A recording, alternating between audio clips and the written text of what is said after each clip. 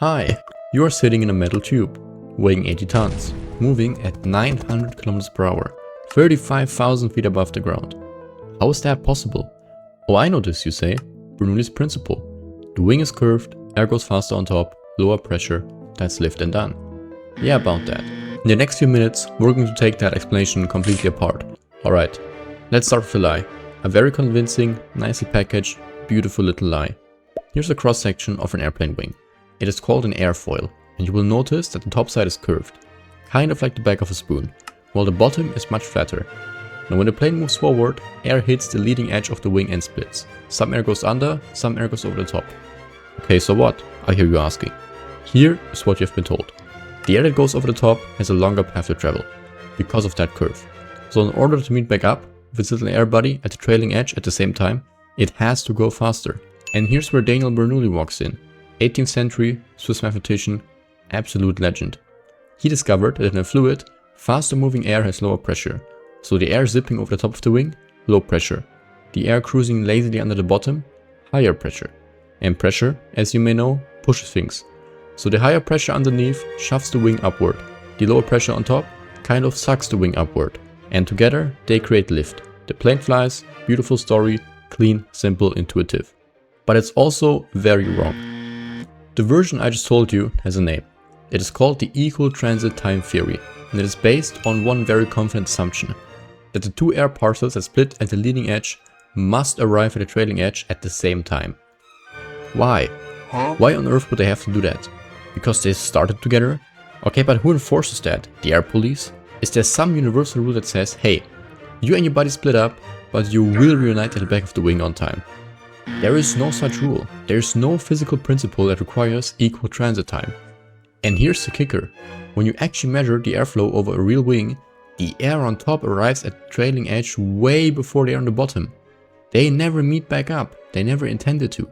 The upper air is moving significantly faster than the equal transit theory could ever account for. And NASA actually calculated what lift the equal transit time theory will produce. It is way less than the lift we actually observe. You could not get a paper airplane to fly on that math, let alone a Boeing 747. So, great story, wrong story. But wait, does that mean Bernoulli is completely useless? Is the pressure difference fake? Okay, here's where it gets interesting. Bernoulli's principle itself is totally real, perfectly valid. The pressure really is lower on top of the wing. The air really is moving faster up there. The problem is not Bernoulli. The problem is the reason people give for why the air is moving faster. It has to travel a longer path. That part is a lie.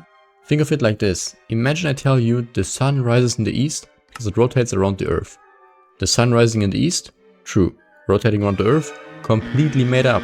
That is exactly what the equal transit time theory is doing. So then, why is the air on top going faster? Let me introduce you to the actual reason planes fly. Sir Isaac Newton. You know him, apple on the head, laws of motion. He said, for every action, there is an equal and opposite reaction. So here's the question. When a plane is flying, what direction does it push air? Downward. Wings push air down. Air pushes wing up. That is it. That is the core of it. I want you to really sit with that for a second, because it sounds almost too simple.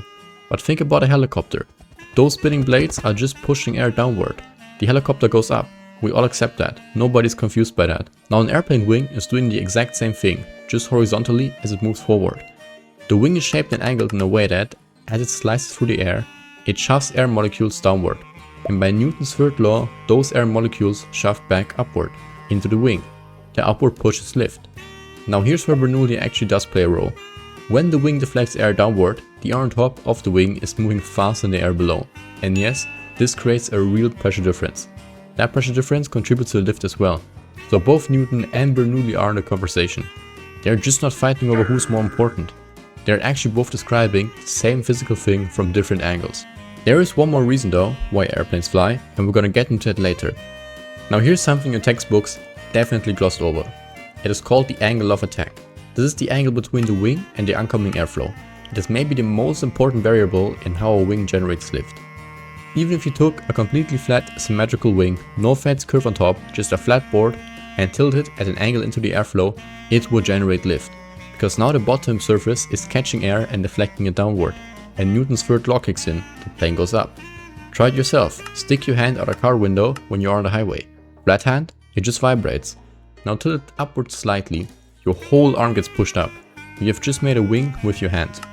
Increase the angle of attack too much though, and something horrible happens. The airflow can no longer smoothly follow the curve of the wing.